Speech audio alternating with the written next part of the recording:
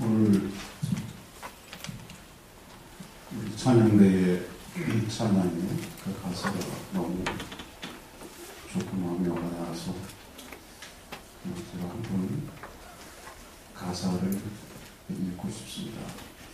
참 좋으신 주님, 귀하신 나의 주, 늘 가까이에 계시니 두려움 없네.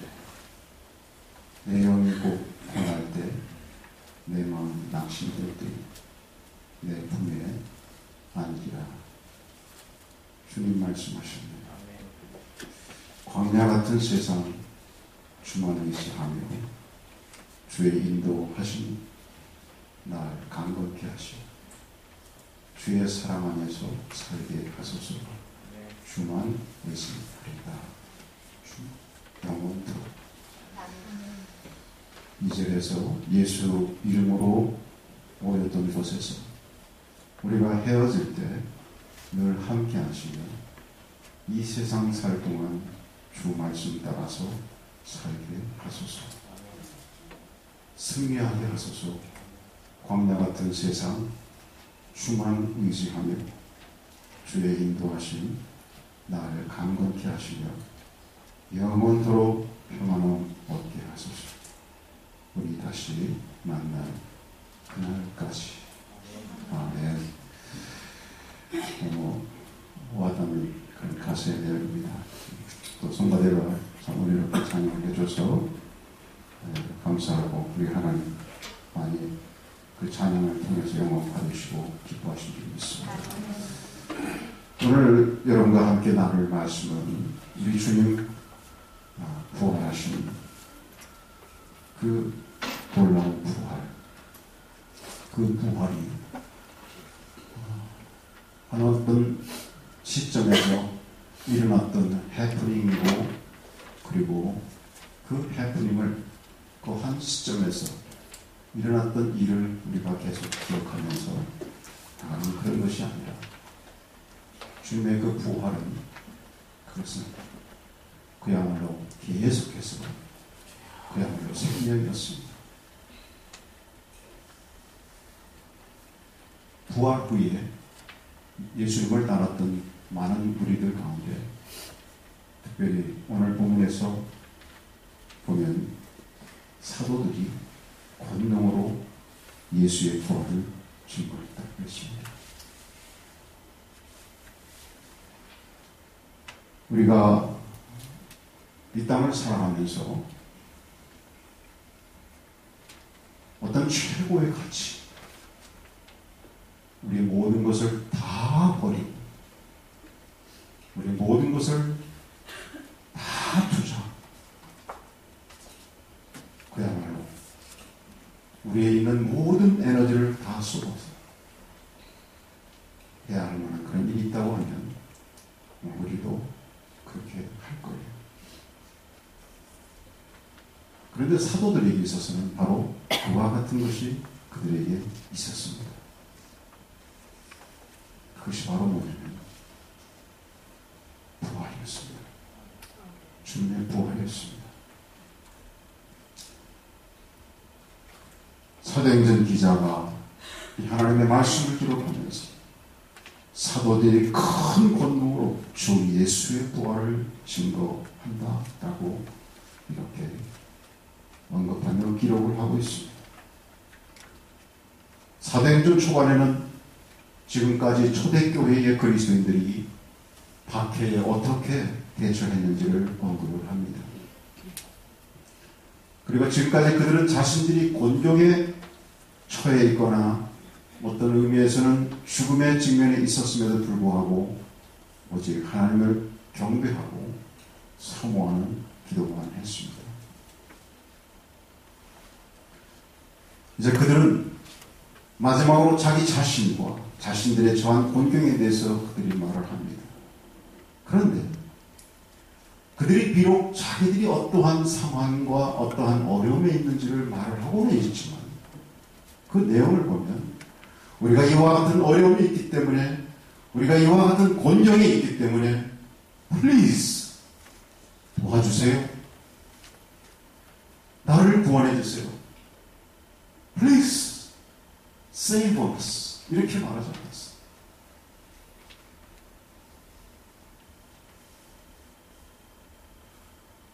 그들이 처한 그 공경과 그 어려움을 그들이 이야기했던 것입니다. 자신들이 그 어려움을 호소하고 힘든 부분이 있었기 때문에 거기에서 자기들이 벗어나고 싶은 그 어떤 고통을 얘기한 것이 아니라, 호소한 것이 아니라, 그들이 이해했고 찾았고 발견한 최고의 그들의 모든 생명을 다 바쳤어. 그야말로 자기들의 목숨에 대해서 두려움 없이 모든 것을 던졌던 최고의 가치, 그 부활, 예수님의 부활에 대한 그것을 그들이 알았기 때문에 이것을 전하고자 함에 있어서 현재 그들에게 있는 고난과 그들에게 있는 고통과 그들에게 있는 어려운 점들이 방해가 되지 않도록, 그것 때문에 우리가 용기를 잃고 그것 때문에 우리가 실망하고 넘어지지 않도록 계속해서 주님의 부활을 증거하는 증인이 되기 위해서 거기에 용기를, 거기에 힘을 달라고 기도를 요청했던 것입니다. 여러분, 얼마나 상황이 다릅니까? 그러므로 이 사도들은 자기 자신에 대한 설교를 한 것이 아니에요. 고린도후서 4장 5절 보시면 사도 바울이 우리를 전파하는 것이 아니라 오직 그리스도 예수의 주 되신 것과 또 예수를 위하여 우리가 너희의 종된 것을 전파함이라, 그렇게 증언하고 있습니다. 이것이 바로 사도적인 설교였습니다. 그들은 부활의 증인들이었습니다. 그들은 자신들이 보고 들은 일을 이야기했습니다. 제자들도 엄청난 유일무이한 그러한 체험을 저들도 했습니다. 그러나 그들은 그 체험에 대해서 설교하지 않았습니다. 제자들은 그 체험을 주신 분에 대해서 설교했고 그 체험을 가능케 한 사건에 대해서 설교를 했습니다. 예수 그리스도가 없다면 그들은 결코 사도가 될 수 없었습니다. 그렇기 때문에 그를 설교하지 않을 수가 없었던 것입니다. 결코 그들은 그리스도인이 되지 못했고 교회도 생겨나지 못했을 것입니다. 그래서 그분에 대해서, 예수 그리스도에 대해서, 생명 되신 그분에 대해서, 부활의 승리를 하신 그분에 대해서 그들은 그들에게 주어진 어떠한 여건, 상황 상관하지 않고 할 수 있는 예수 그리스도의 부활을 전하는 증인된 삶으로 살기 위해서 그들이 온 총력을 기울였던 것을 사도행전을 읽어보면서 알 수가 있는 것입니다. 그럼 우리가 부활신앙을 가졌다, 부활신앙을 했다, 그렇게 얘기해요. 오늘날도 이 부활 시즌만 되면 우리가 그러한 마음으로 이 부활주의를 맞고 부활주의를 지납니다. 그러나 우리는 좀 더 구체적으로 실제적으로 이 사도들이 가졌던 부활이 한 시점에서 일어났었던 어떠한 사건으로 하나의 정으로 끝나는 것이 아니라 계속해서 그들의 삶 속에 영향을 주고 그들을 움직이고 그야말로 그들의 삶의 모든 것을 완전히 휘저어놓는 놀라운 에너지로 그들에게 계속해서 영향주는 이러한 역사가 부활신앙을 믿고 살아가는 우리에게도 역시 있어야 될 줄 믿습니다. 여러분, 이 제자들이 이렇게 목숨을 걸고 이 부활을 증거한 이유가 무엇입니까? 이들은 이 부활이 그냥 어쩌다 일어났던 어떤 사건이 아니라 여호와 하나님께서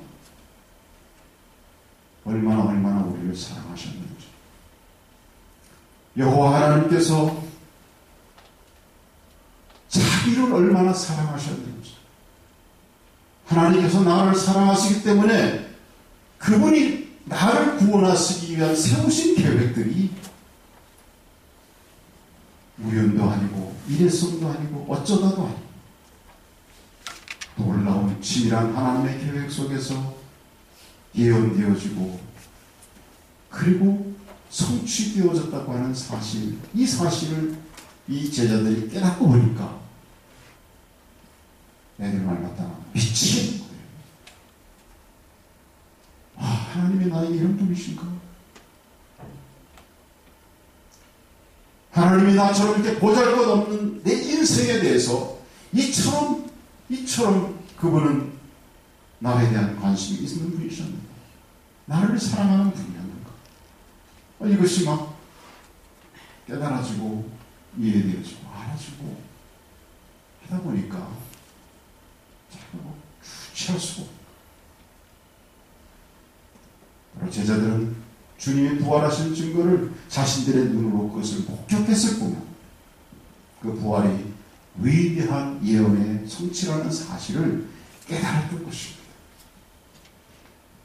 그래서 여러분, 베드로후서 1장 19절 같은 데에 베드로가 그가 한 내용에 보시면요, 사람들이 예수를 따르고 믿는 사람들을 막 티징하고 막 록다운하고 또 여러 가지 공격하고 하는 그런 상황 속에서 그런 조롱과 욕을 들으면서도 그런 상황에서 베드로는 다른 말 안 했어요.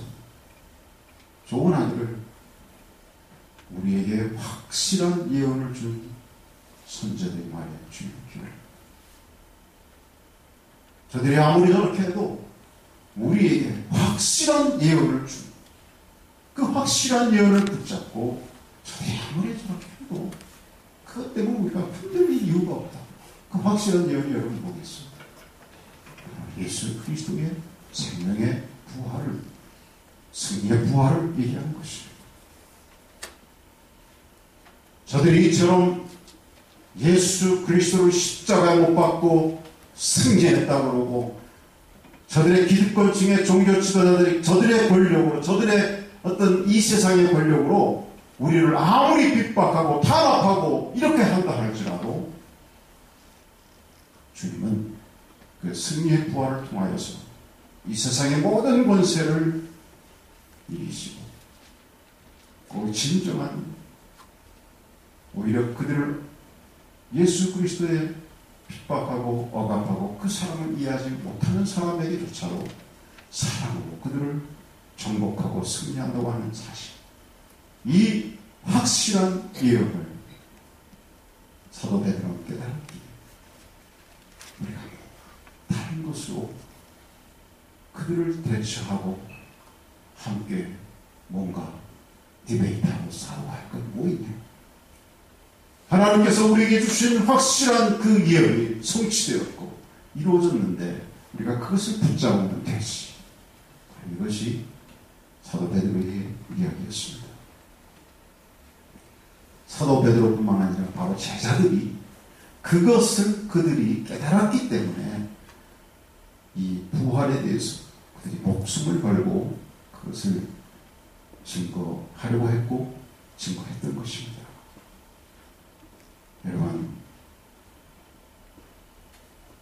우리에게는 또 다른 사명이 있나요?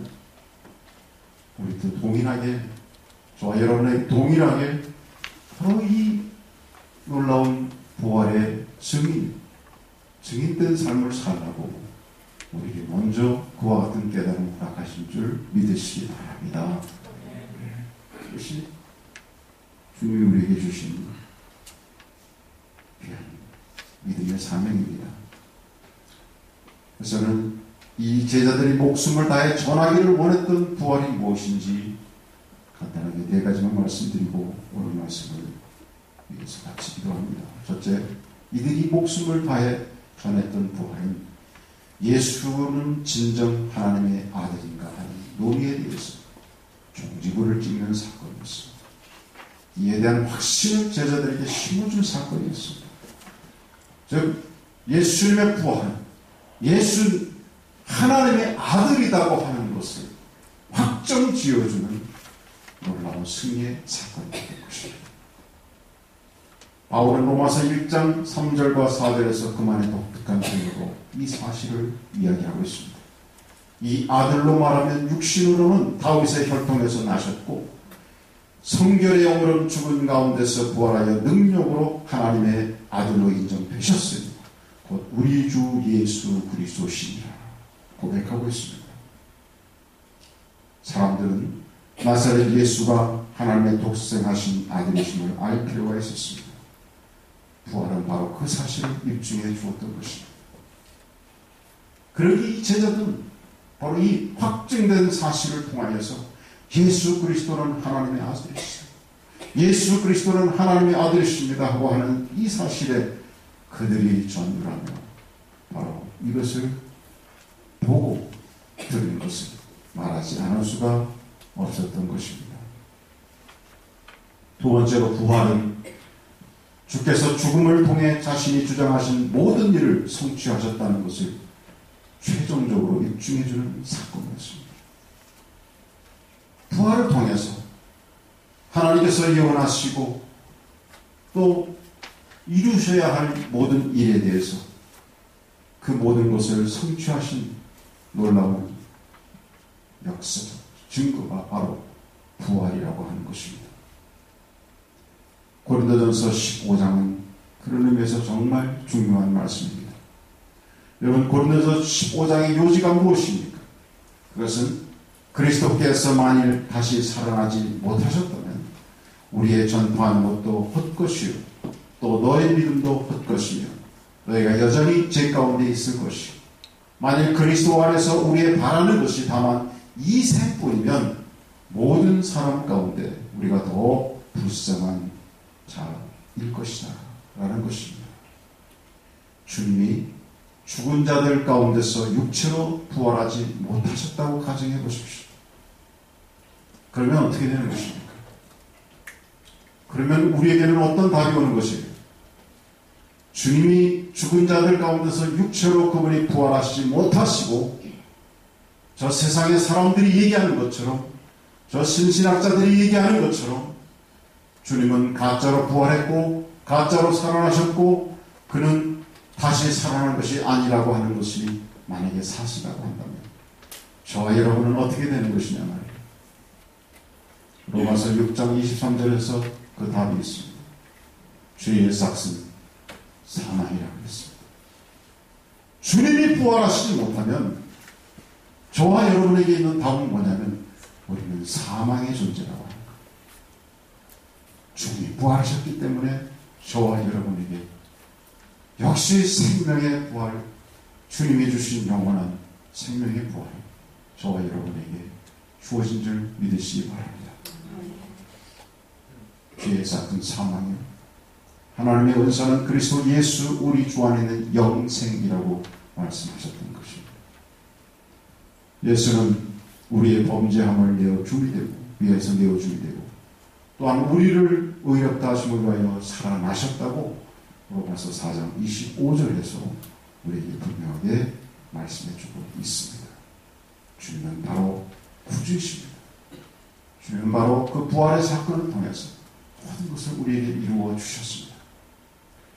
또 세 번째로 저 제자들이 목숨을 걸고 부활의 증인이 되고자 했던 그 부활이 어떤 것입니까? 부활은 그리스도가 모든 원수들에게서 우리를 구원하실 수 있다는 것을 입증하는 사건이었습니다. 우리를 구원하실 수 있다. 예수 그리스도가 구세주이시다.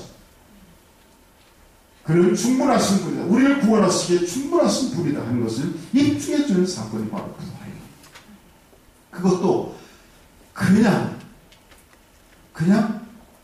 우리에게 어떤 막연한 의미에서 구원이 아니라 그럼 심지어는 모든 주님의 부활을 믿고 구원받은 하나님의 백성들이 주님처럼 우리도 부활하신다는 사실을 보여주시는 놀라운 주님의 역사인 것입니다. 여러분 믿으십니까? 우리의 몸도 주님과 같이 부활합니다. 우리 육신의 몸은 이 세상에 몸담고 있는 우리 몸은 파괴되죠. 병들죠. 죄로 찌들죠. 그러나 우리 주님은 십자가의 죽음으로 그가 부활하신 후 완전한 몸으로 부활하셨어요. 그 주님의 완전한 몸이라고 하는 것은 단순한 영체가 아닙니다. 인간의 바디를 입고 부활하신 거예요. 그래서 그걸 의심하는 제자들이 어떻게 했어요? 앞에서 어떻게 하셨어요? 잡수셨어요. 보여주셨어요. 그러나 그것만이 아니라 단순한 이 피지컬, 육체적인 그냥 여전히 병들고 찌들고 늙어가고 하는 그런 육신으로서만이 아니라 그거는 완전한 몸으로 부활하셨기 때문에 주님이 부활하신 후에 이렇게 길을 가시는데 제자들이 함께 동행을 했어요. 그죠? 엠마오의 제자들. 근데 그들이 어떻게 했어요? 주님을 몰라봤다 그랬습니다. 왜 몰라봤을까요? 그는 완전한 몸으로 부활하시기 때문에 몰라봤다. 여러분, 우리도 이 주님의 몸처럼 우리의 몸까지도 우리의 타락해가고 병들고 늙어지고 쓰러가는 우리의 몸까지도 완전하게 구원하시는, 구원을 이루시는 우리 주님이신 것을 이 부활을 통해서 우리에게 보여주고 있는 것입니다. 바울은 말합니다. 사망에 쏘는 것이 죄요 죄의 걷는 율법이라. 우리 주 예수 그리스도로 말미암아 우리에게 이김을 주시는 하나님께 감사한다고 그랬습니다. 그러니까 사망까지도 이기는 이와 같은 놀라운 구원의 역사를 우리에게 주신다고 하는 사실을 바로 이런 사도들은 고백하고 있는 것입니다. 사랑하는 여러분, 우리는 요한일서 3장 2절에서 요한이 상기하고 있는 것처럼 믿는 자들이 주님을 있는 모습 그대로 보게 된다. 주님과 같이 될 날이 우리에게 온다고 하는 사실 꼭 믿으시기 바랍니다. 마지막으로 주님은, 이 부활은 주님이 만물의 심판자가 된다고 하는 사실을 입증해 주는 것입니다. 그분은 심판자였습니다. 심판자였습니다. 그리고 바울이 아덴에서 했던 말을 기억하세요. 바울은 그 스토아 학파와 그 에프크로스 학파, 아덴의 똑똑한 철학자들에게 말쟁이라고 하는 소리를 들으면서도 그런 이렇게 설교했습니다. 알지 못하던 시대에 하나님의 허물치 아니하셨거니와 이제는 어디든지 사람을 명하여 회개하라 하셨습니다. 그렇습니다. 이는 정하신 사람으로 하여금 천하를 공의로 심판할 날을 명하시고 이에 저를 죽은 자 가운데서 다시 살리시는 것으로 모든 사람에게 믿을 만한 증거를 주셨으니, 그렇게 말하면서 모든 사람들을 심판하는 날을 정하셨다. 즉 모든 인간은 한 인간 예수 그리스도께 심판을 받을 것을 말씀하고 있는 겁니다. 여러분, 세상의 모든 사람들은 바로 예수 그리스도의 그 심판을 피할 길이 없습니다. 여러분 믿으십니까? 저와 여러분도 심판받습니다. 그런데 감사한 게 뭐가 있어요? 우리 구세주 예수 그리스도를 믿고 따르는 하늘 백성이 그 심판을 면해 주셨다고 하는 사실 믿습니까, 여러분? 또 증거는 이것이니 하나님이 우리에게 영생을 주신 것과 이 생명이 그의 아들 안에 있는 그것입니다. 아들이 있는 자에게는 생명이 있고 하나님이 없는 자에게는, 아들이 없는 자에게는 생명이 없는 자 약속하셨습니다.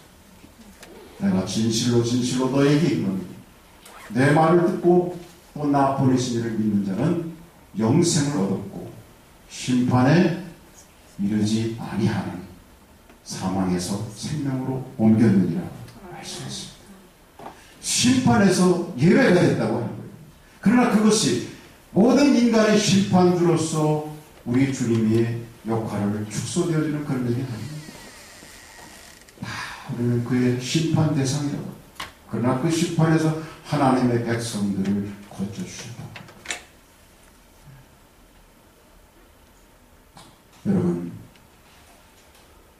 바로 이것을 이 제자들은 알았기 때문에, 깨달았기 때문에 주님의 부활의 의미가 바로 어떤 것인지를 그들이 알았기 때문에 자기들의 목숨을 개의치 않았어요.